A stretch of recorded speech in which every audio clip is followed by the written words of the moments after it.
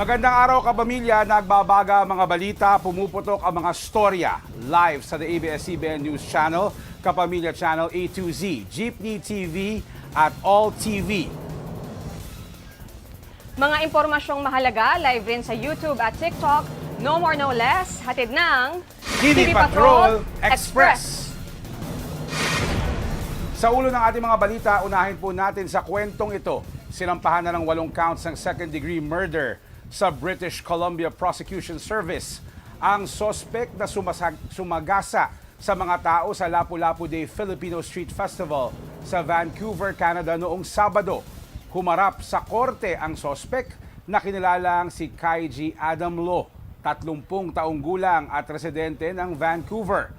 11 na ang kumpirmadong nasawi kabilang ang isang 5 taong gulang na bata at mahigit 20 ang sugatan matapos araruhin ng SUV ng sospek ang mga tao. Ilang beses na umanong nagkaroon ng interaksyon sa mga pulis at mental health care professional ang sospek bago nangyari ang insidente. Nakiramay si Pangulong Ferdinand Marcos Jr. sa mga kaanak ng mga nasawi sa insidente. Hinikayat din niya ang mga Pinoy sa Canada na maging kalmado pero mapanatiling mapagmatsyag.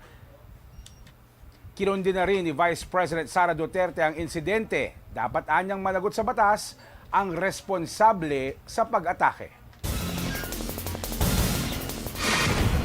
Nagbuga ng abo ang Bulkang Bulusan sa Sorsogon mag-aalas 5 ngayong Lunes ng umaga.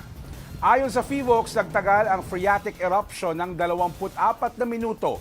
Umabot sa 4.5 kilometro ang taas ng ibinugang ash plume.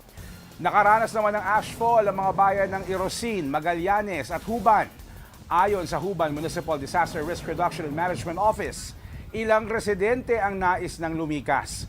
Agad na nagsagawa ng clearing operations ang pamahalaang panlalawigan sa National Highway na bahagi ng barangay Buraburan sa Huban. Itinaas na rin sa Alert Level 1 ang estado ng bulkan. Arestado ang isang lalaki habang pinaghahanap ang kanyang kasabwat matapos tangayin ang isang motorsiklo sa Tondo, Maynila noong Biyernes ng madaling araw. Sa CCTV video, bumaba ang suspect mula sa tricycle sa bahagi ng Jose Abad Santos Avenue at dumiretso sa motorsiklong nakaparada. Sinakyan niya ito at tinangay. Natunton ang suspect sa tulong ng mga CCTV video. Ayon sa may-ari ng motorsiklo, nakalimutan niyang alisin ang susi nito. Aminado naman ang suspect sa ginawang krimen. Maharap siya sa reklamong paglabag sa Anti-Carnapping Act of 2016. Nasa 50 pamilya ang nawalan ng tirahan sa sunog sa San Andres, Bukid, Maynila pasado alas 3 Lunes ng madaling araw. Ayon sa Bureau of Fire Protection ng lungsod, umabot sa ikatlong alarmang apoy kaya nasa 12 fire trucks ang rumesponde para apulahin ito. 20 bahay ang apektado, isang fire volunteer ang sugatan pero walang naiulat na nasawi. Iniimbestigahan pa ang sanhi ng sunog. Sumiklab din ang sunog sa residential area sa Barangay Wawa, Batangas City pasado alas 11 Linggo ng gabi. Umabot sa ikalawang alarmang apoy na tuluyang naapula makaraan ng halos 3 oras. Walang naiulat na nasawi o nasugatan. Inaalam pa ang pinagmulan ng apoy at halaga ng mga ari-ariang naabo. Sa sports, binigyang parangal ng Embahada ng Pilipinas sa Spain si Pinay tennis star Alex Ayala.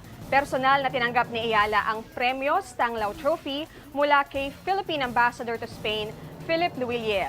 Iginagawad ang nasabing parangal sa mga Pinoy at Kastilang malaki ang ambag para lalong tumibay ang relasyon ng Pilipinas at Espanya. Nagpasalamat si Ayala sa parangal at sa mga Pilipino sa Spain sa kanilang pagmamahal at suporta. Katatapos lang lumahok ni Ayala sa Madrid Open.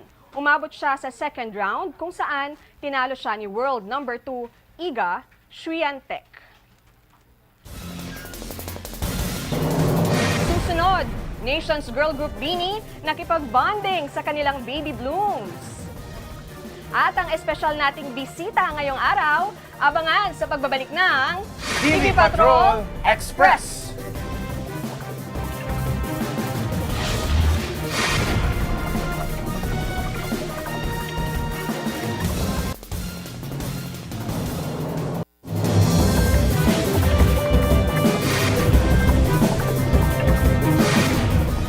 Nagbabalik po ang TV Patrol Express. Tuloy po natin ang balitaan.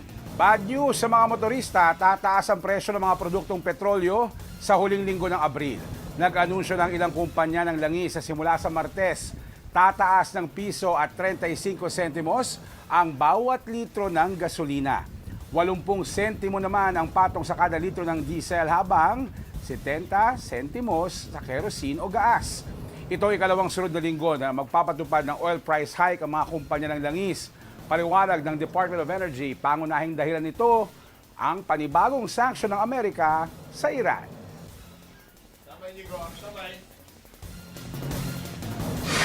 At happy Monday nga po mga kapamilya, may bisita tayo. Kung hindi nyo po nahulaan, kala kasi marami ako eh. Wow. Hindi ako talaga. May bisita po tayo na hindi lamang gumagawa ng pangalan dito sa Pilipinas, kundi sa ibang bansa na rin. This time, nandito po siya para sa kanyang latest movie, ang Fatherland. Iwagam po natin si Inigo Pascual. Welcome! Welcome, Inigo. Welcome. Salamat. Thank you for visiting us at TV Patrol Express. Maraming salamat po. Maraming salamat. Ayan, so, kamusta? Balikbayan ka ngayon. Kamusta? Kamusta ang pagkatrabaho sa abroad? Okay naman. Siyempre masaya. In a way, iba rin siya. Pero siyempre, miss ko dito sa Pilipinas. So masaya ako na nakabalik ulit ako dito at nakagawa po ako ng pelikula. Wala ka raw bang pasalubong kay Victoria bilang... Pwede na rin, pagpapapicture na lang ako. Yun lang. Okay, tapos siyempre may mago kang movie, itong Fatherland. Tungkol saan itong pelikula? Itong Fatherland, ako po si Alex dito at hinahanap ko yung tatay ko na nagkahiwalay kami nung bata pa ako.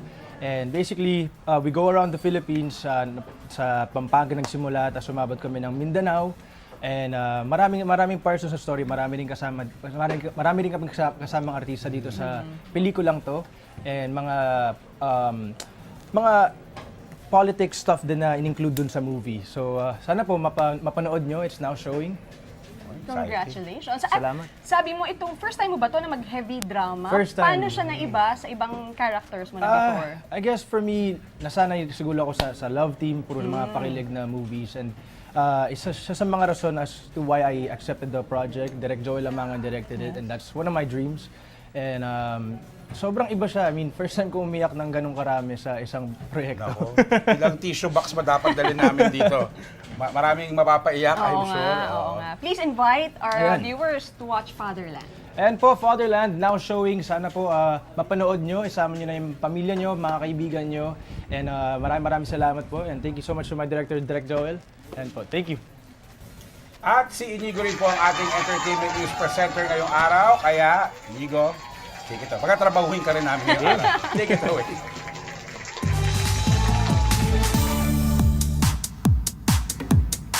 Ang latest sa showbiz sa ating Star Patrol Express. Nakipag-bonding ang Nation's girl group na Bini sa kanilang Baby Bloom sa Miniverse fan meet nitong linggo. Kumanta at sumayaw at nakipaglaro pa ang Bini members sa kanilang batang fans. Pinakilala rin sa fan meet ang Binikada na official mascots ng Walo. Ang exciting part, pwedeng ma-invite sa birthdays at special events ng Blooms ang mga mascot na sina Yang Yang, Koyet, Lucky, Mamay, Gwenny, Tacy, Mikmik at Tintin. At spotted rin sa Miniverse ang ilang celebrity parents and kids gaya ni na Jong Hilario at Sarina, maging si Bugoy Carino and Scarlett. Ayon kay Bini Joanna, ibang energy ang naramdaman nila kasama ang mga chikiting. Sobrang saya pong marinig ng mga tilian nila. Talagang ibang energy. Ramdam namin na iba yung crowd namin. Maraming salamat po sa lahat din ng guardians na kasama ng kids sa pagsama po sa kanila. And sa pasensya. Salamat po. At yan ang ating Star Patrol Express sa araw na ito.